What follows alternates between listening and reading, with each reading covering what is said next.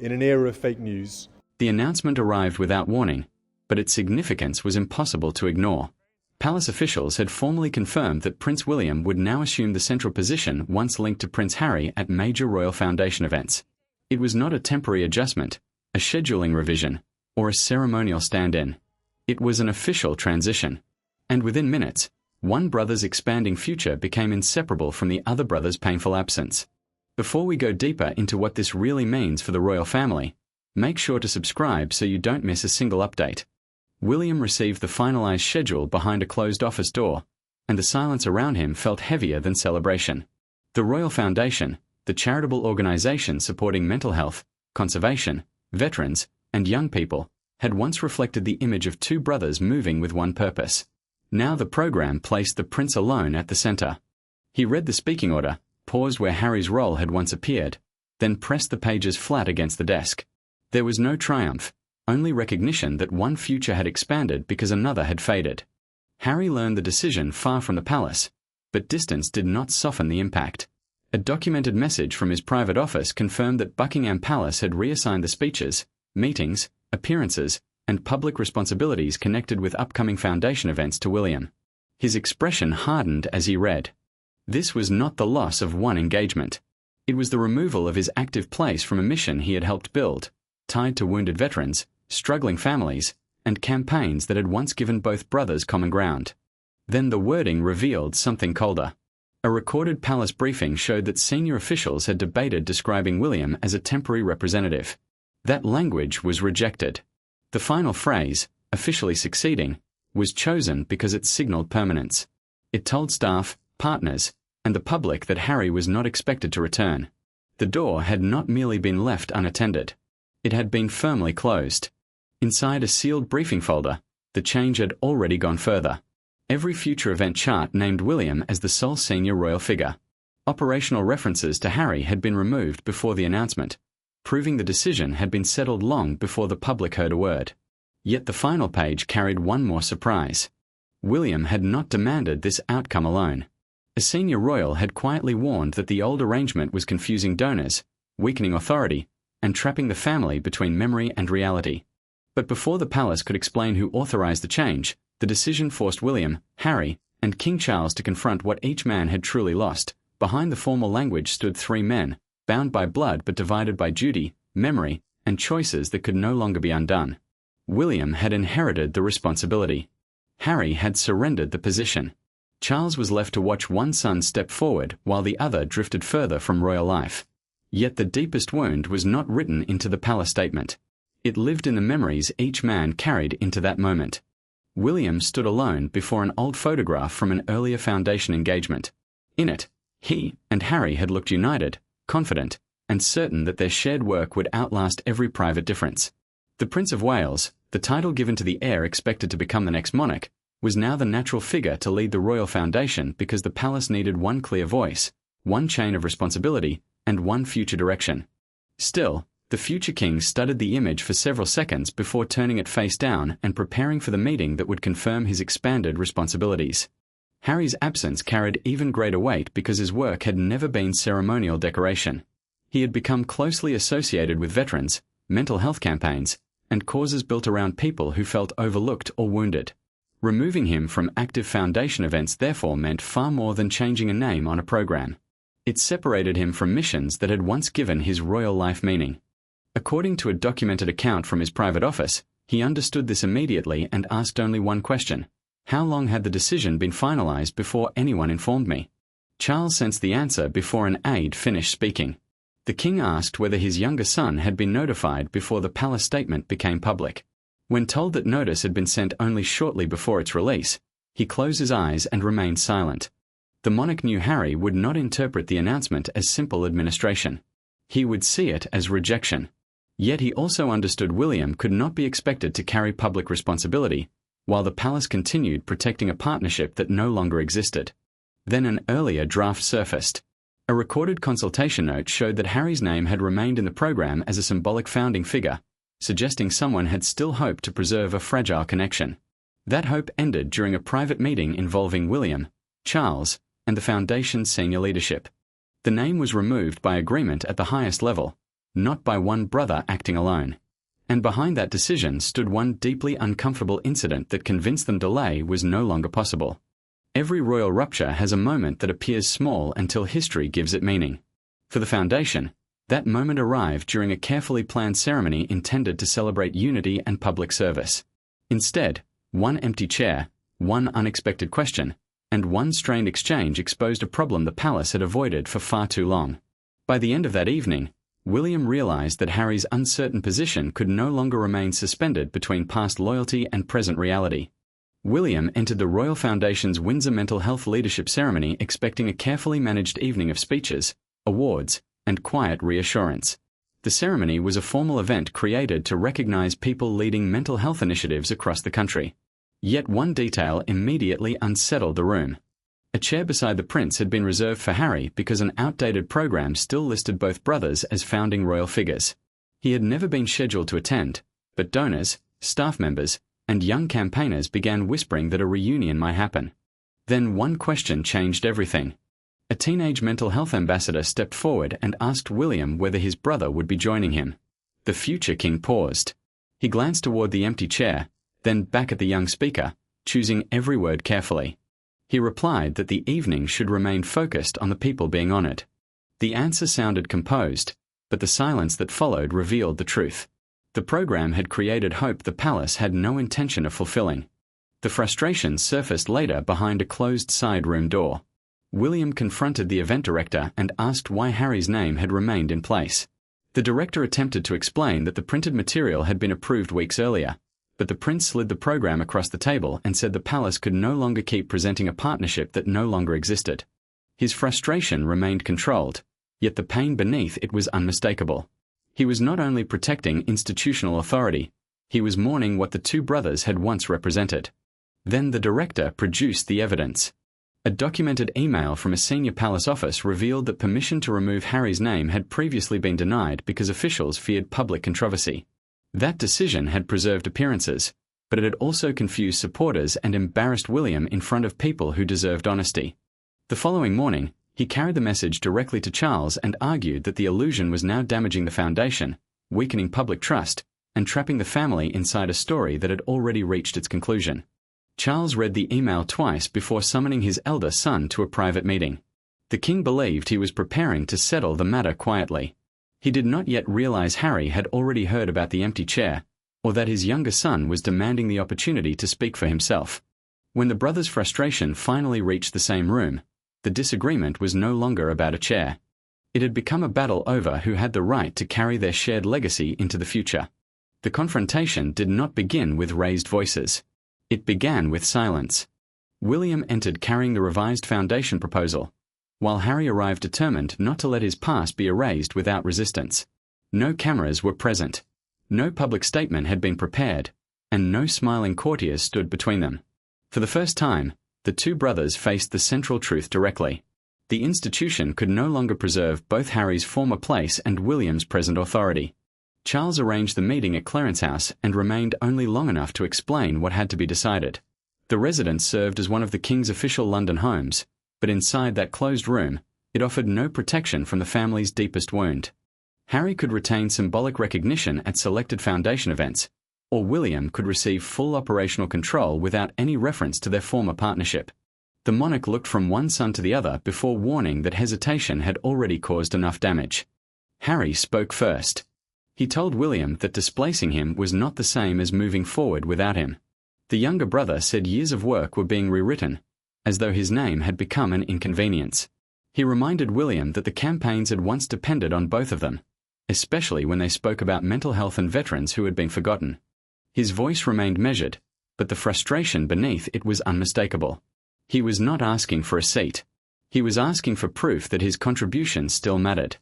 William quietly pushed the Windsor ceremony program across the table. He replied that Harry could not step away from royal responsibility while expecting his former position to remain unchanged. The future king described the confused donors, the hopeful young ambassador, and the empty chair that had transformed a charitable evening into a family spectacle. He insisted that people who trusted the foundation deserved certainty, not another carefully protected illusion. Then Harry offered a compromise. A recorded account of the meeting showed that he requested a limited ceremonial role at selected events with no authority over day-to-day decisions. William declined. He argued that even a symbolic position would leave organizers uncertain about leadership and continue fueling constant speculation about a reunion. Progress could not move forward while every appearance reopened the same wound. Charles rose without defending either son. The king placed a pen between them and quietly said that one of them had to decide whether memory mattered more than responsibility. Then he left the room. Neither brother moved. Neither reached for the pen. For several long moments, the future of everything they had built together rested in complete silence. William finally reached for it. But before signing, he looked toward Harry and asked one direct question. Who had originally prevented your removal from the foundation documents? The answer revealed that this was no longer simply a conflict between two brothers. Someone else had been shaping the decision from deep within the palace itself. William may have signed the final approval, but the path toward that signature had been shaped by a quieter form of influence. Deep inside the palace structure, one senior advisor had spent months balancing the king's hopes for family reconciliation against the foundation's need for certainty. The decision was not driven by resentment alone. It was shaped by calendars, contracts, donor confidence, security planning, and the growing belief that Harry's symbolic presence had become increasingly difficult to manage. Sir Jonathan Vale had been the man holding everything together. As the senior advisor coordinating between the palace and the Royal Foundation, he controlled how royal decisions were reflected in public programs, event planning, and official statements.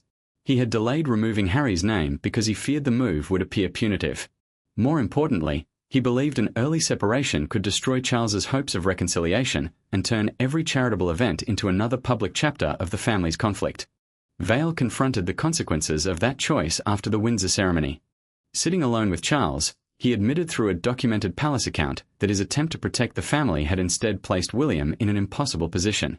The advisor explained that donors expected certainty, young campaigners expected honesty, and the prince had been forced to answer questions about an empty chair. The king listened without interruption. Then he slowly removed his glasses, not in anger, but in the heavy silence of a father realizing that delay had hurt both sons in different ways. Charles finally spoke with quiet regret. He admitted that preserving symbolic space for Harry may have helped his younger son feel connected, but it had also forced William to shoulder responsibility without complete authority. The monarch understood why that mattered. Every uncertain program weakened the future king's position, while every unanswered question shifted attention away from the very causes the foundation existed to support. Compassion had gradually begun to resemble confusion. Then another pressure emerged. A recorded consultation revealed that several major foundation partners had privately requested one clearly recognized royal leader before committing to the next series of events. Without that certainty, funding, security arrangements, and campaign schedules could all be delayed. Vale now realized the palace was no longer choosing between kindness and cruelty. It was choosing between emotional hesitation and institutional stability. So the advisor prepared two separate announcements. One described William as an interim representative, leaving the possibility open for Harry's future return. The other confirmed him as the official successor. Charles carefully read both versions, set the temporary draft aside, and personally approved the permanent wording. That single decision ended months of uncertainty, but its consequences would reach far beyond speeches or seating plans.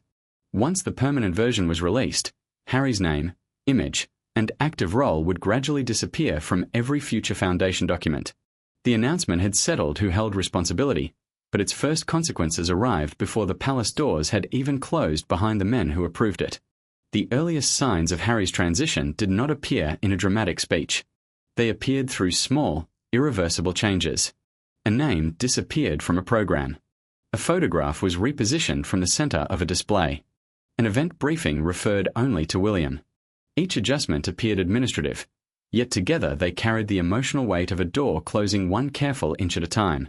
For Harry, the new reality became impossible to ignore. William now stood as the sole senior royal representative at major foundation events. His office approved keynote messages, confirmed appearances, and finalized the wording of every official program. A royal patron is the senior public figure who gives an organization visibility, credibility, and leadership. Every new document now identified the prince in that position alone. The shift mattered because donors required clear leadership, while campaign teams needed one office capable of making final decisions without unnecessary delays. Harry remained part of the Foundation's history, but no longer part of its future. Earlier photographs, speeches, and campaign records still acknowledged his work with veterans and mental health initiatives. However, every new event brand, briefing paper, and public publication was now built around William's leadership. The difference was unmistakable. History remembered the younger brother, but the present no longer depended on him. Harry opened the digital program for the Foundation's next Veterans event and stopped at the opening page. A photograph that had once shown both brothers had been replaced by a solo image of William. He read the program twice, locked the screen, and quietly walked away. Meghan followed him and asked whether he intended to release a public response. At first he said no. Then he admitted that remaining silent felt like surrender, while speaking publicly would make his disappointment appear bitter. Meghan understood the impossible position. She reminded him that any emotional statement would overshadow the veterans the event was meant to honor. Harry agreed. But acceptance did not bring peace. According to a documented message from his private office, he authorized one final request. He asked the Foundation to preserve language recognizing him as a founding figure behind several of its earliest initiatives. He was no longer asking for authority. He was simply asking not to be forgotten. William received the request and approved a carefully written historical acknowledgement. The future king accepted that the Foundation's earliest achievements had been shaped by both brothers, but he rejected any wording suggesting Harry still held an active position. It was compassion without reversal. Recognition without restoration. Harry read the response and reached one final decision. He requested a private conversation with William, not to regain the position, but to discover whether anything still remained between them beyond official documents and fading memories. For the first time, the brothers were about to speak without advisors, schedules, or official language standing between them and the truth. Without aides in the room, there was nowhere for either brother to hide. Harry did not arrive carrying a proposal, and William brought no documents to defend. The position had already been transferred. The palace announcement could not be reversed. What remained was more difficult than negotiation. Two men trying to decide whether the loss of a royal partnership also had to mean the end of a brotherly bond. Harry sat opposite William in a private room with no advisors, officials, or family members present. The Royal Foundation arrangement, the formal structure determining who leads its public work and events, had already taken effect, and neither brother intended to challenge it. This conversation was no longer about authority. It was about whether shared history could survive resentment, and whether years of public conflict had left anything personal worth preserving. Harry spoke first. He admitted that seeing himself removed from new Foundation material felt like watching a part of his life being handed to someone else. The younger brother did not claim the role still belonged to him, but he refused to pretend the loss did not hurt. William replied that he had never wanted Harry's memories, his earlier achievements, or the causes he had once championed. He wanted one unmistakable line of responsibility so staff, donors, and campaigners would no longer be caught between two brothers living separate lives. Then William revealed something the palace statement had never mentioned. The Windsor empty chair incident had left him deeply frustrated, but the final decision had also brought a sense of relief. The future king admitted during their recorded private conversation that he felt guilty for that relief because it had come at Harry's expense. Harry listened without interruption. For once, silence no longer felt like punishment. It felt like the first honest space they had shared in years. Then William revealed what he had quietly protected. He had preserved Harry's handwritten notes from one of their earliest mental health campaigns and had refused requests to move them into distant archives. The future king explained that those pages belonged in the Foundation's living history because they proved both brothers had helped build its purpose. Harry looked at him differently. The position was gone. But the past had not been erased. Harry then made one final promise. He would not publicly challenge William's position or release a statement intended to undermine him. In return, he asked only one thing: that the Foundation would never claim its earliest achievements belonged to one brother alone. William agreed immediately. The prince then prepared to leave for his first major event under the new arrangement. Their private understanding had finally been reached, but the public knew nothing about it. Outside that room, every camera and every headline was waiting to decide whether William was stepping forward or simply taking Harry's place. By morning, the decision no longer belonged to the palace. It belonged to broadcasters, newspapers, crowds, and millions of people deciding for themselves what the announcement truly meant. Some viewed William as accepting a responsibility the monarchy could no longer postpone. Others believed Harry had been permanently removed from a cause that had once defined his public life. Then one newspaper front page appeared across London, capturing the entire family conflict in a single image neither brother could escape. William became the focus of every broadcast. Commentators describe his new position as a decisive consolidation of royal responsibilities, meaning one senior royal now carried clear authority instead of duties being divided by memory and uncertainty. Others called it the symbolic conclusion of the brothers' partnership. While palace officials monitored the public reaction, the Royal Foundation prepared William's first solo flagship appearance, an event intended to showcase its most important public work. Their goal was to keep attention on mental health and public service. The country's attention remained fixed on the family's divide. Then the headline appeared. The London Chronicle published a front page showing William walking alone toward the foundation stage beneath the words, "One brother steps forward, one fades into history." The image spread rapidly, reducing a complicated decision to one unforgettable message. It portrayed one brother's progress as the other's disappearance. Even more painfully, it transformed their private loss into public spectacle. William saw the newspaper inside his car before arriving at the event. He read the headline once, carefully folded the paper, and quietly handed it back to an aide. He requested that no copy be left where the young campaigners might see it. The future king understood that their work could never become the backdrop for personal family pain. Yet his calm reaction also revealed how deeply the words had affected him. Outside London's Guildhall, the public division became impossible to overlook. One supporter held an old photograph of both brothers together. Another raised a sign reading, "Let the mission survive the family divide." The crowd was not simply choosing sides. Many were mourning what had been lost while hoping the foundation's purpose would remain greater than the conflict itself. Then William changed the tone of the day. During his speech, he acknowledged that the foundation's earliest achievements had been built through the efforts of many people, including those who helped begin the journey but now served in different ways. A documented event transcript confirmed that those words had not appeared in the approved draft. It was a deliberate tribute to Harry without restoring his former role. Harry watched the speech privately and immediately understood the message. William had honored their shared past, but he had also accepted a future in which they would never again stand together in that position. With the public judgment delivered and the final acknowledgement spoken, only one question remained. Not who held authority, but what William's new role truly represented. The palace confirmation did far more than update an event schedule. It marked the end of the belief that William and Harry might one day return to the roles they once shared. William became the undisputed royal leader of the Foundation's public future, while Harry's contribution moved permanently into its history. The outcome was painful, but it was no longer uncertain. One brother carried the responsibility forward.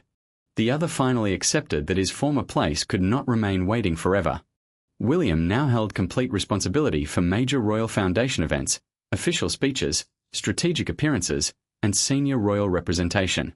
The Foundation's leadership structure, the system determining who carries authority and speaks publicly for its work, no longer included Harry in either an active or symbolic parallel role. That clarity mattered because donors, campaign teams, and young ambassadors needed confidence in the future. The palace could no longer ask them to build long-term plans around a partnership that now existed only in memory. Harry's contribution, however, had not disappeared.